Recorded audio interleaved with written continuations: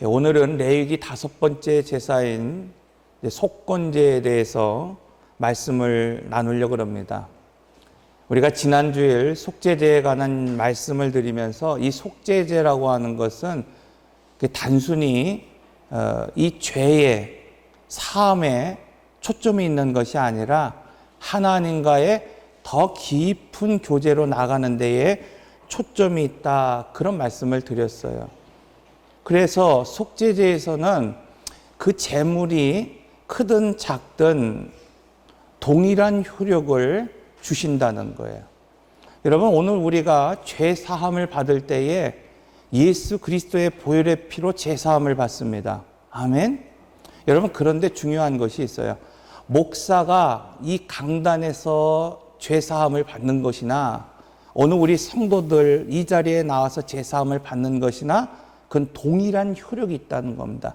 목사기 때문에 좀 더 좋은 사함을 받는 것이 아니라 오늘 우리를 위하여 죽으신 예수 그리스도의 보혈의 피로 말미암아 누구든지 구원을 받을 수 있다, 그런 말씀을 드렸죠.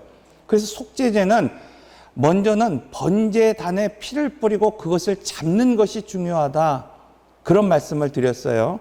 그런데 더 중요한 것이 있다 그랬죠. 그것은 책임에 따라, 신분에 따라 그 책임이 다르다, 그런 말씀을 드렸어요.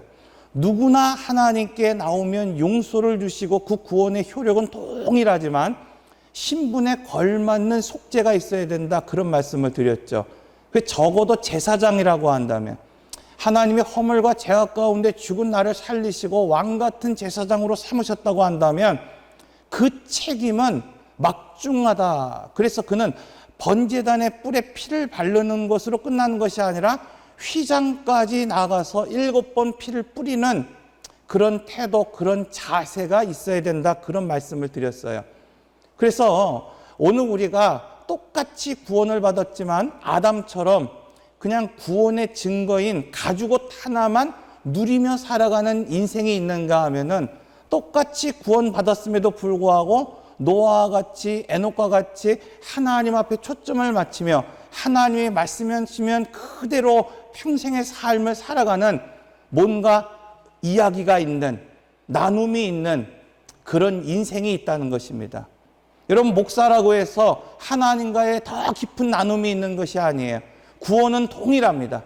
그러나 어려울 때, 힘들 때 오늘 우리가 하나님 앞에 무릎 꿇고 기도하고 그 가운데서도 하나님 앞에 초점을 맞추는 그런 누림, 그런 은혜가 오늘 우리에게 있다는 겁니다.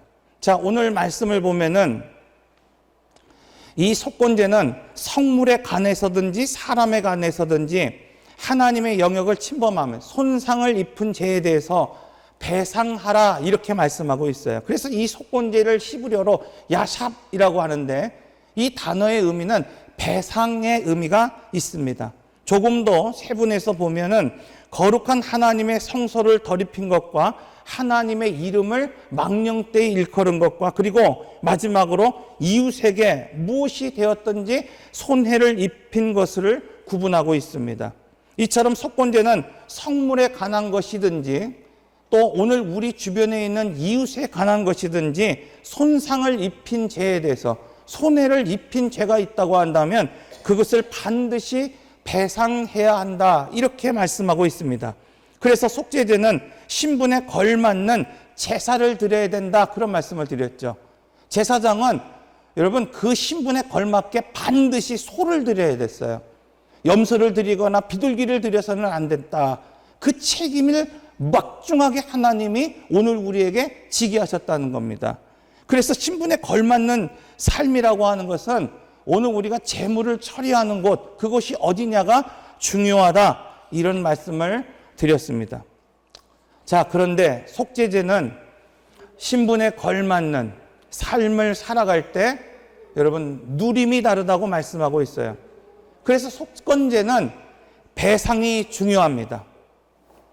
그런데 여기서 배상이라고 하는 것은 정해진 것을 배상하는 것에 목적이 있는 것이 아니라 중요한 원칙이 있어요. 사람의 마음을 풀어줄 때 하나님이 그 죄를 사하시겠다는 겁니다.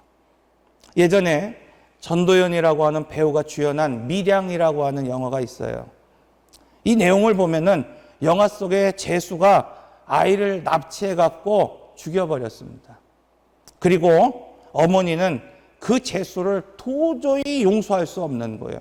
여러분 생각해 보십시오. 정말 생때 같은 나의 자녀가 누군가에게 납치됐고 그 아이가 희생됐다고 한다면 그 범죄를 저지른 사람을 용서할 수 있는 사람이 누가 있겠습니까? 그런데 너무나도 감사한 것은 이 어머니가 신앙의 힘으로 예배를 통해서 하나님을 만났고 그리고 그 사람을 용서했습니다. 그리고 그 범죄한 사람의 지금 갇혀있는 그 감옥에 가서 그를 만나서 내가 당신을 용서한다고 말하고 싶은 거예요. 그런데 그 찾아간 감옥에서 그 제수가 먼저 이 어머니에게 이렇게 얘기하는 겁니다. 나는 이미 죄사함을 받았습니다. 나는 이미 하나님 앞에 용서를 받았다는 거예요. 그 감옥에서 하나님을 만났고 예배했고 내가 회개했기 때문에 나의 그 불금 같은 죄가 다 씻음을 받았다고 말하고 있는 겁니다. 왜? 내가 하나님 앞에 용서를 구했고 회개했기 때문에, 내가 지금 그 죄 때문에 형벌을 살고 있기 때문에. 그런데 속건제는 그렇게 말씀하고 있는 것이 아닙니다. 우리가 용서를 받기 위하여 먼저 배상을 해야 됩니다. 책임을 져야 합니다. 그리고 그 배상은 단지 회개한다고 끝나는 것이 아니라 그냥 일정 금액의 돈을 갚아준다고 끝나는 것이 아니라 반드시 중요한 것이 그 사람의 마음을 풀어줄 수 있어야 한다는 겁니다. 그래서 오늘 말씀은 이처럼 사람이 살아가면서 나도 모르게 범할 수 있는 그 죄의 문제, 어떻게 해결해야 하는가에 대해서, 또 어떻게 책임을 져야 하는가에 대해서 오늘 말씀하고 있습니다. 첫째, 하나님은 이 속건제를 통해서 책임지는 삶을 살라고 말씀하고 있는 겁니다. 여러분, 이 속건제만 드리면 오늘 우리의 모든 죄가 다 용서받았다고 말하는 것이 아니라 이 속건제를 통해서 적어도 책임지는 인생을 살아야 된다고 오늘 우리에게 가르치고 있어요. 오늘 우리가 하나님의 자녀가 되고 왕 같은 제사장이 되었고 나라와 민족이 되었다는 것은 우리가 살아가는 이 세상 가운데에서 책임 있는 삶을 살아야 되는 것이고 책임지는 인생이 돼야 됩니다. 왜냐하면 하나님의 입장에서 볼 때 능력이 있어도 실력을 갖추어도 집안이 좋고 배경이 좋아도 책임지는 행동을 하지 않는다고 한다면 그 사람을 시대를 바꿀 수 없고 시대를 변화시킬 수 있는 사람이 아니기 때문입니다. 하나님은 오늘 우리가 불완전하다는 것을 이미 알고 계시고 또 오늘 우리가 또 죄를 범할 수 있는 그런 존재라는 것을 알고 있습니다. 그래서 오늘 우리에게 너희가 온전하라, 죄 없는 그런 정결한 삶을 살라고 말씀하시는 것이 아니라 혹여라도 오늘 우리 삶 가운데 부지 중에 죄를 지었을 때 그것을 회피하고 외면하지 말고 반드시 오늘 우리로 하여금 책임지는 삶을 살라고 말씀하고 있습니다. 번제나 속죄제의 경우는 신분에 따라서, 믿음에 따라서 제물이 달랐습니다. 그런데 속건제의 경우는 여러분 소가 빠져 있어요. 오늘날도 소는 얼마나 귀한지 모릅니다. 모든 제사 가운데에서는 소가 들어가는 거예요. 그런데 유독 속건제에서만큼은 소가 빠졌습니다. 왜냐하면 오늘 우리가 반복해서 죄를 지을 것을 이미 알고 계셨기 때문입니다. 그때마다 소를 잡을 수 없기 때문에 아무리 신분이 높아도 아무리 믿음이 좋아도 소는 드리지 못하게 했습니다. 그렇다고 해서 오늘 우리의 죄를 가볍게 여기시는 분이 아니십니다. 왜냐하면 믿음이 좋고 신분이 좋든지 믿음이 없고 신분이 나쁘든지 의도했든지 의도하지 않았든지 죄를 지었을 때 그 책임을 구체적이고 무겁게 정하셨기 때문입니다. 오늘 배상에 관한 이야기를 보면 5분의 1, 그 손해를 입힌 것에 무려 20%를 배상하라고 말하고 있습니다. 그렇다고 한다면 여기에 책임 있는 행동이라는 것은 무엇일까요? 마태복음 5장 23절에서 24절은 이렇게 말하고 있습니다. 그러므로 예물을 제단에 드리려다가 거기서 너 형제에게 원망 들을 만한 일이 있는 것이 생각나거든 예물을 제단 앞에 두고 먼저 가서 형제와 화목하고 그 후에 와서 예물을 드리라.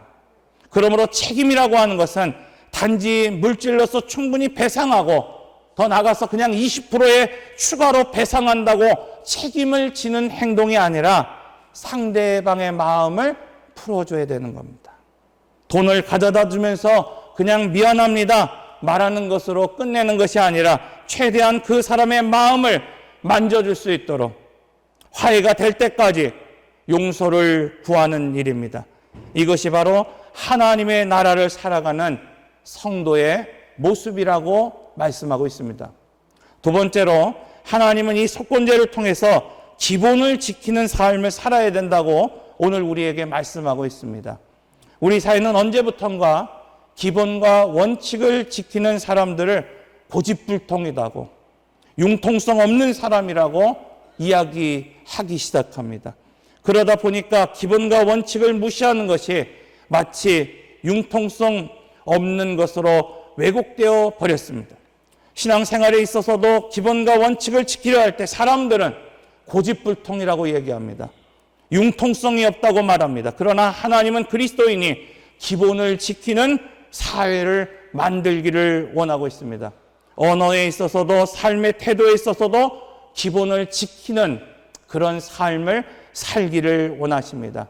그냥 단지 믿음이 좋다고 하는 것은 유창한 기도나 유창한 오늘 우리의 어떤 행동이 아니라 인격에서부터 향기가 나야 한다고 말씀하고 있는 겁니다. 우리가 신앙생활할 때 시행착오를 거칠 때가 분명히 있습니다. 나의 열심으로 무엇을 드려보기도 하는 거예요. 남을 의식해서 뭔가 헌신하기도 합니다. 자랑 삼아서 오늘 우리가 봉사해 보기도 하는 겁니다. 그런데 시행착오를 거치면서 오늘 우리는 하나님의 의도가 무엇인지를 찾아가야 됩니다. 왜 내가 변화되지 않았는가를 연구해야 합니다. 이렇게 시행착오를 가지면서 나의 언어의 생활이 바뀌어야 되고 나의 가정의 생활이 바뀌어야 되고 나의 신앙 생활이 바뀌어야 합니다. 그런데 이것이 바뀌지 않는 사람들이 있습니다. 오늘 우리는 4개의 5대 제사를 통해서 하나님 앞에 나아갈 수 있는 길이 있다고 말씀을 드리고 있습니다. 레위기는 하나님 앞에 나아가는 길을 오늘 우리에게 이렇게 소개하고 있습니다. 5대 제사를 통해서 오늘 우리는 하나님 앞에 나갈 수 있고 제사장을 통해서 하나님 앞에 나갈 수 있으며 정결한 삶을 통해서 하나님 앞에 나갈 수 있고 마지막으로 피를 통해서 하나님 앞에 나갈 수 있습니다. 이것은 바로 하나님 앞에 나가기 위해서 단지 제사를 통해서만 나갈 수 있는 것이 아니라 정결한 삶을 통해서 오늘 우리가 하나님 앞에 서 있을 수 있어야 되는 것을 말씀하고 있는 겁니다. 그런데 아무리 제사를 드려도 정결한 음식과 부정한 음식을 구별하지 못하고 교제해야 될 대상과 섬겨야 될 대상을 구별하지 못하며 하나님 앞에 나가지 못하는 사람들이 있습니다. 아무리 수고와 헌신을 한다 하더라도 내가 한 말이 뻗어나가서 문둥병과 같이 여러분 확산되고 전염되면 씻음을 받지 않고서는 하나님 앞에 나갈 수 없음에도 불구하고 여러분 이 자리에서 성도와 또 예배 가운데 하는 언어와 달리 문둥병처럼 전염성이 있는 악한 말들이 오늘 우리 주변에 확산되면 살아가는 것들을 방치하면서도 오늘 우리 스스로는 정결하다고 말할 때가 얼마나 많은지 모릅니다. 나는 정말 책임지는 삶을 살고 있는가? 오늘 우리는 속죄제를 통해서 바로 이것을 들여다볼 수 있어야 됩니다. 나는 정말 정결한 삶을 살기 위해서 절제하고 있는가? 여러분, 그래서 신앙 교육이 필요합니다. 그러므로 성도는 모든 열심에 앞서서 또 모든 헌신을 드리는 데 앞서서 하나님이 보이신 방법대로 살아가고 있는가, 그 원리대로 살아가고 있는가, 그것을 확인할 수 있어야만 하는 겁니다.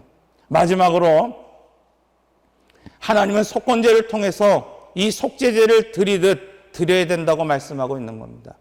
여러분, 본성의 면을 다루는 제사가 속죄제예요. 원죄를 다루는 죄가 속죄제라고 한다면 행위적인 면, 오늘 우리가 부지 중에 저질렀던 그 행위를 배상하는 그 제사가 속건제입니다. 그런데 속건제를 드려야 하는 이 배상과 책임을 드려야 하는 제사임에도 불구하고 오늘 본문의 말씀은 속건제의 의미를 가지고 속죄제의 의미를 가지고 드려야 할 때가 있다고 말하고 있어요.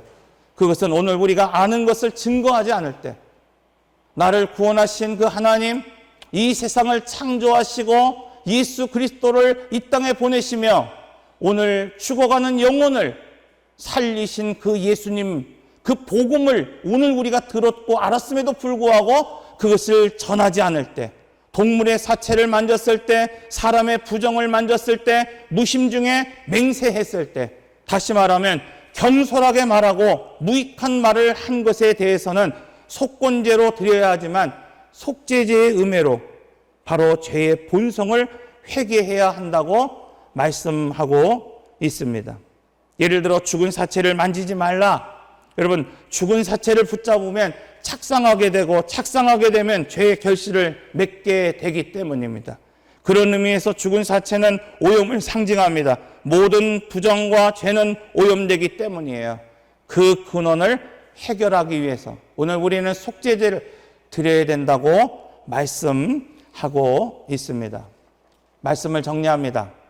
여러분, 속건제는 배상을 목적으로 하는 제사이고 책임을 전제로 드리는 제사이지만 단순히 5분의 1을 더 드렸다고 오늘 우리의 책임을 다하는 것이 아니라 정말 중요한 것은 마음이 풀어질 때까지 그 사람에게 용서를 구하고 오늘 우리가 그의 마음을 만져야 한다는 겁니다. 다시 말하면 혼자 회개하고 용서를 구했다고 오늘 우리가 용서받는 것이 아니라 반드시 그 죄에 대한 배상을 통해서 용서를 구할 수 있어야 하고 그것은 그 사람의 마음을 풀어주기까지 찾아가야 되고 만나야 한다고 말씀하고 있습니다. 그러기 위해서 제사를 통해서만 하나님 앞에 나가려 하지 말고 정결한 삶, 정결한 언어를 통해서 하나님 앞에 나가야 하고 만약 오늘 우리의 말과 행동에 경솔하고 무익한 말이 있다고 한다면 그것은 속죄제를 드리듯이 제 근원을 해결하는 자세로 하나님 앞에 나아갈 수 있어야만 합니다.